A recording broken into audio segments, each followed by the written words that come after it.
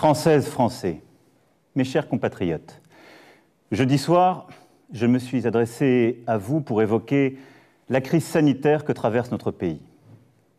Jusqu'alors, l'épidémie de Covid-19 était peut-être pour certains d'entre vous une idée lointaine. Elle est devenue une réalité, immédiate, pressante. Le gouvernement a pris, comme je vous l'avais annoncé, des dispositions fermes pour freiner la propagation du virus. Les crèches, les écoles, les collèges, les lycées, les universités sont fermés depuis ce jour. Samedi soir, les restaurants, les bars, tous les commerces non essentiels à la vie de la nation ont également clos leurs portes. Les rassemblements de plus de 100 personnes ont été interdits. Jamais la France n'avait dû prendre de telles décisions, évidemment exceptionnelles, évidemment temporaires, en temps de paix. Elles ont été prises avec ordre, préparation, sur la base de recommandations scientifiques avec un seul objectif, nous protéger face à la propagation du virus. Dans la journée de jeudi, un consensus scientifique et politique s'est formé pour maintenir le premier tour des élections municipales. Et j'ai pris avec le Premier ministre la décision de maintenir le scrutin. Hier, dimanche, les opérations de vote ont donc pu se tenir. Je veux ce soir remercier les services de l'État, les maires, l'ensemble des services des mairies, tous ceux qui ont tenu les bureaux de vote et qui ont donc permis l'organisation de ce scrutin. Je veux aussi saluer chaleureusement les Françaises et les Français qui, malgré le contexte, se sont rendus aux urnes dans le strict respect des consignes sanitaires, des gestes barrières contre le virus. Je veux aussi ce soir adresser mes félicitations républicaines aux candidats élus au premier tour. Environ 30 000 communes sur 35 000 ont, après ce premier tour, un conseil municipal. Mais dans le même temps, alors même que les personnels soignants des services de réanimation alertaient sur la gravité de la situation, nous avons aussi vu du monde se rassembler dans les parcs, des marchés bondés, des restaurants, des bars qui n'ont pas respecté la consigne de fermeture. Comme si, au fond, la vie n'avait pas changé.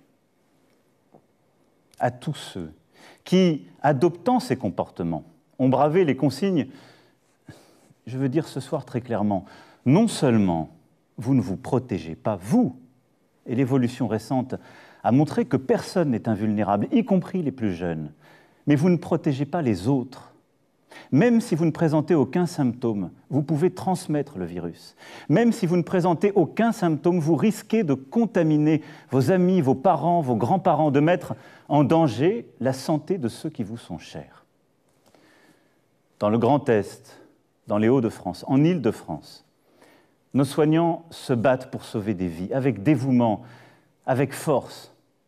Au moment où la situation sanitaire se dégrade fortement, où la pression sur nos hôpitaux et nos soignants s'accentue, tout notre engagement, toute notre énergie, toute notre force doivent se concentrer sur un seul objectif, ralentir la progression du virus. Je vous le redis avec force ce soir. Respectons les gestes barrières, les consignes sanitaires.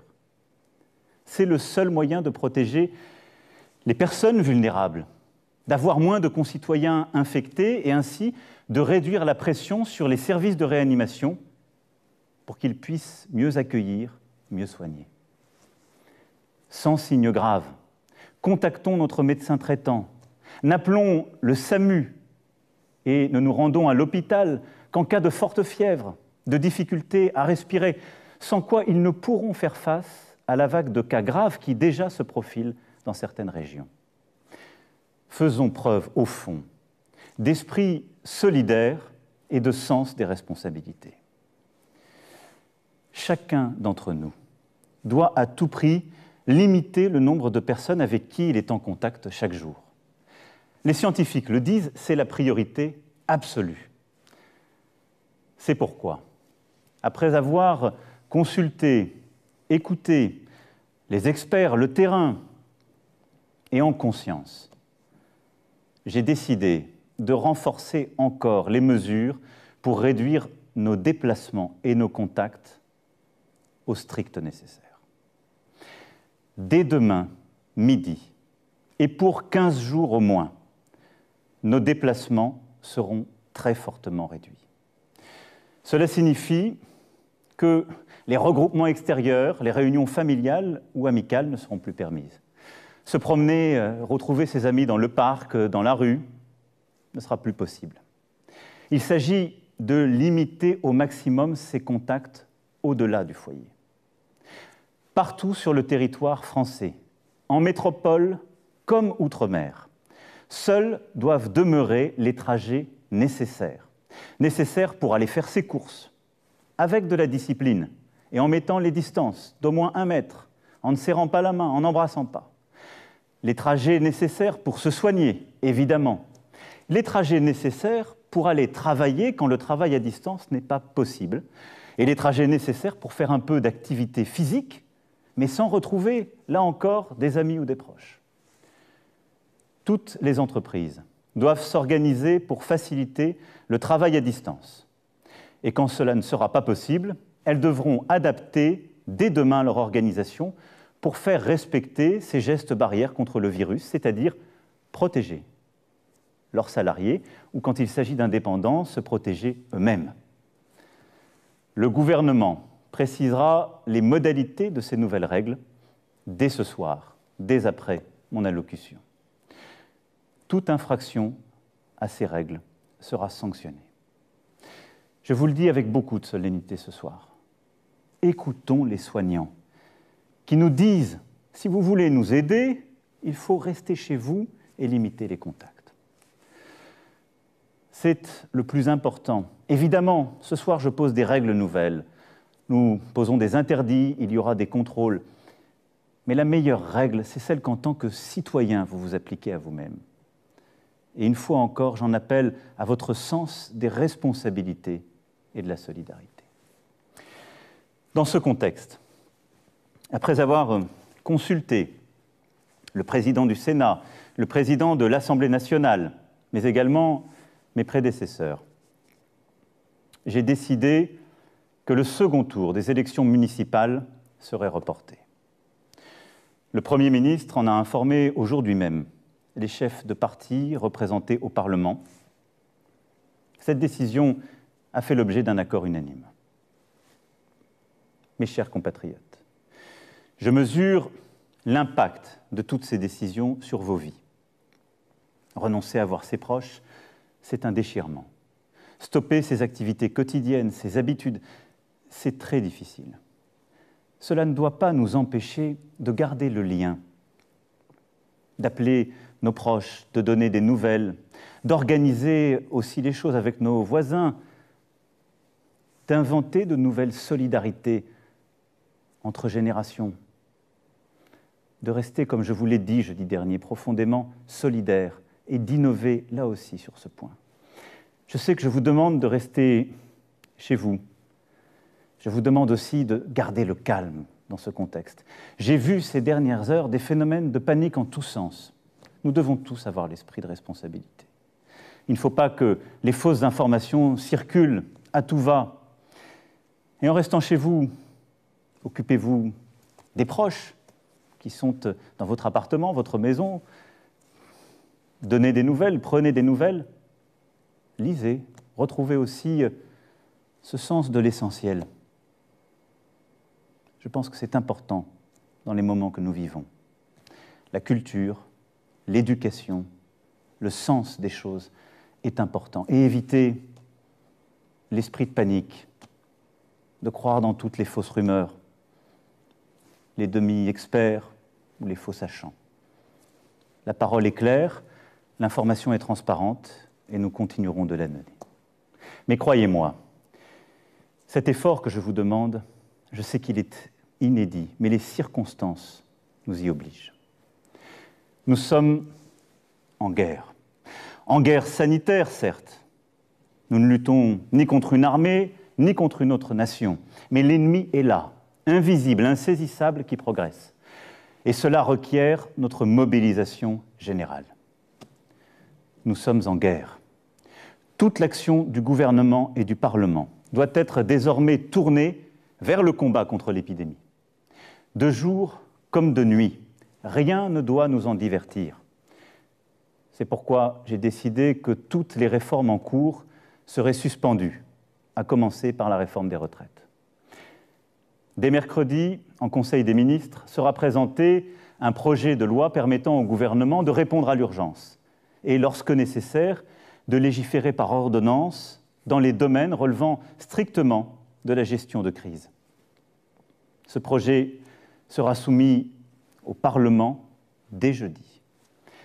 J'ai vu tout à l'heure les présidents de l'Assemblée nationale et du Sénat afin que ces textes soient votés le plus rapidement possible, afin aussi que la vie démocratique et le contrôle du Parlement continuent dans cette période. Je les en remercie et je remercie tous nos parlementaires en cet instant. Nous sommes en guerre. J'appelle tous les acteurs politiques, économiques, sociaux, associatifs, tous les Français, à s'inscrire dans cette union nationale qui a permis à notre pays de surmonter tant de crises par le passé. Nous sommes en guerre. Et la nation soutiendra ces enfants qui, personnel soignant, en ville, à l'hôpital, se trouvent en première ligne dans un combat qui va leur demander énergie, détermination, solidarité. Ils ont des droits sur nous. Nous leur devons évidemment les moyens, la protection. Nous serons là. Nous leur devons des masques, du gel, tout le matériel nécessaire, et nous y veillons et y veillerons. Nous avons décidé, avec les scientifiques, de réserver les masques en priorité pour l'hôpital et pour la médecine de ville et de campagne, en particulier les généralistes et les infirmières, désormais en première ligne aussi dans la gestion de la crise. Des masques seront livrés dans les pharmacies dès demain soir, dans les 25 départements les plus touchés, mercredi pour le reste du territoire national. J'ai aussi entendu le message des spécialistes, en particulier les chirurgiens dentistes et beaucoup d'autres. Des solutions seront trouvées avec le ministre de la Santé dans les prochaines heures. Nous devons aussi aux soignants la garde de leurs enfants. Un service minimum de garde est en place depuis ce jour dans les crèches et dans les écoles. Nous leur devons aussi sérénité dans leurs déplacements et repos. C'est pourquoi j'ai décidé que dès demain, les taxis et les hôtels pourront être mobilisés à leur profit. L'État paiera. Nous sommes en guerre, oui. Le pays accompagnera dans cette période les régions les plus touchées, aujourd'hui, comme celles qui le seront demain. À ce titre, je veux assurer les habitants, les personnels soignants du Grand Est que nous serons au rendez-vous pour les appuyer face à l'afflux de patients et à la saturation des hôpitaux. Je sais ce qu'ils vivent depuis des jours et des jours. Nous sommes avec eux. J'ai décidé pour cela qu'un hôpital de campagne du service de santé des armées serait déployé dans les jours à venir en Alsace. Les armées apporteront aussi leur concours pour déplacer les malades des régions les plus affectées et ainsi réduire la congestion des hôpitaux de certains territoires. Nous sommes en guerre. Aussi, comme je vous l'ai dit jeudi, pour nous protéger et contenir la dissémination du virus, mais aussi préserver nos systèmes de soins. Nous avons pris ce matin, entre Européens, une décision commune. Dès demain midi, les frontières à l'entrée de l'Union européenne et de l'espace Schengen seront fermées. Concrètement, tous les voyages entre les pays non européens et l'Union européenne seront suspendus pendant 30 jours. Les Françaises et les Français qui sont actuellement à l'étranger et souhaitent rentrer pourront bien entendu rejoindre leur pays. Nous devons prendre cette décision parce que je vous demande ce soir d'importants efforts et que nous devons, dans la durée, nous protéger. Et je veux dire à tous nos compatriotes qui vivent à l'étranger que là aussi, en bon ordre, ils doivent se rapprocher des ambassades et consulats et que nous organiserons, pour celles et ceux qui le souhaitent, et là où c'est nécessaire, leur rapatriement. Vous l'aurez compris, vous le pressentez. Cette crise sanitaire sans précédent aura des conséquences humaines, sociales, économiques majeures. C'est aussi ce défi que nous devons mener. Je vous demande des sacrifices pour ralentir l'épidémie.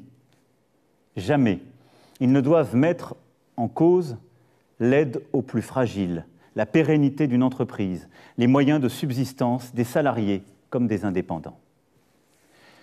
Pour les plus précaires, pour les plus démunis, pour les personnes isolées, nous ferons en sorte, avec les grandes associations, avec aussi les collectivités locales et leurs services, qu'ils puissent être nourris, protégés, que les services que nous leur devons soient assurés. Pour la vie économique, pour ce qui concerne la France, aucune entreprise, quelle que soit sa taille, ne sera livrée au risque de faillite. Aucune Française, aucun Français ne sera laissé sans ressources. S'agissant des entreprises, nous mettons en place un dispositif exceptionnel de report de charges fiscales et sociales, de soutien au report d'échéances bancaires et de garantie de l'État à hauteur de 300 milliards d'euros pour tous les prêts bancaires contractés auprès des banques. Pour les plus petites d'entre elles, et tant que la situation durera, celles qui font face à des difficultés n'auront rien à débourser, ni pour les impôts, ni pour les cotisations sociales. Les factures d'eau, de gaz ou d'électricité, ainsi que les loyers, devront être suspendus.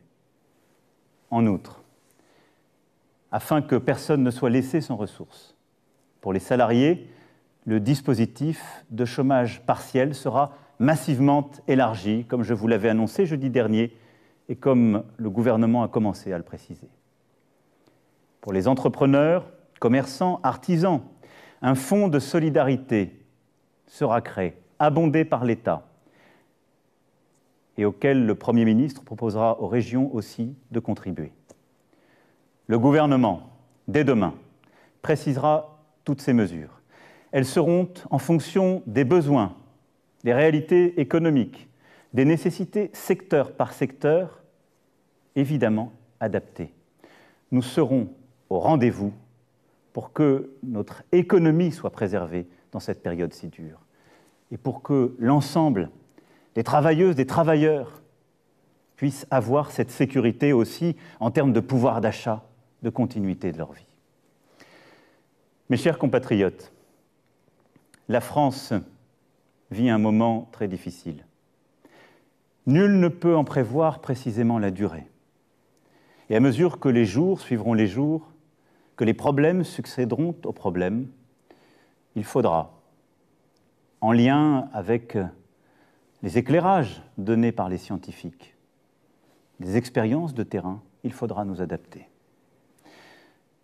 Nous allons continuer aussi, pendant cette période, de travailler, de progresser sur les traitements. Et je sais le dévouement de plusieurs équipes partout sur notre territoire, avec des premiers espoirs qui naissent. Et nous continuerons aussi d'avancer sur le vaccin.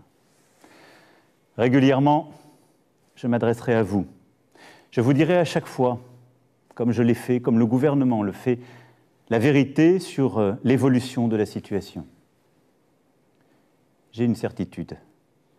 Plus nous agirons ensemble, et vite, plus nous surmonterons cette épreuve. Plus nous agirons en citoyens, plus nous ferons preuve de la même force d'âme, de la même abnégation patriote que démontrent aujourd'hui nos personnels soignants, nos sapeurs-pompiers, l'ensemble des acteurs de la sécurité civile. Plus vite, nous sortirons de cette vie au ralenti.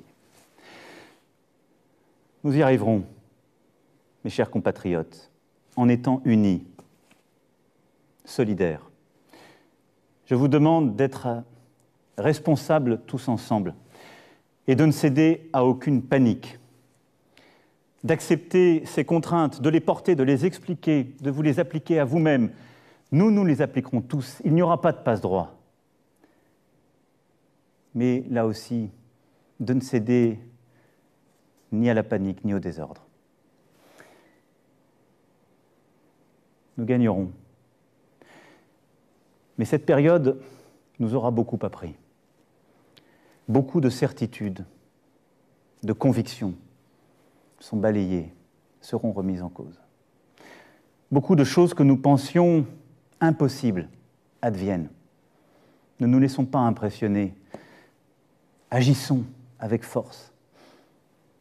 Mais retenons cela. Le jour d'après, quand nous aurons gagné, ce ne sera pas un retour au jour d'avant. Nous serons plus forts moralement, nous aurons appris. Et je saurai aussi avec vous en tirer toutes les conséquences. Toutes les conséquences.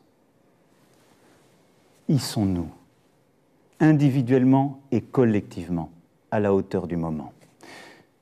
Je sais, mes chers compatriotes, pouvoir compter sur vous. Vive la République! Vive la France!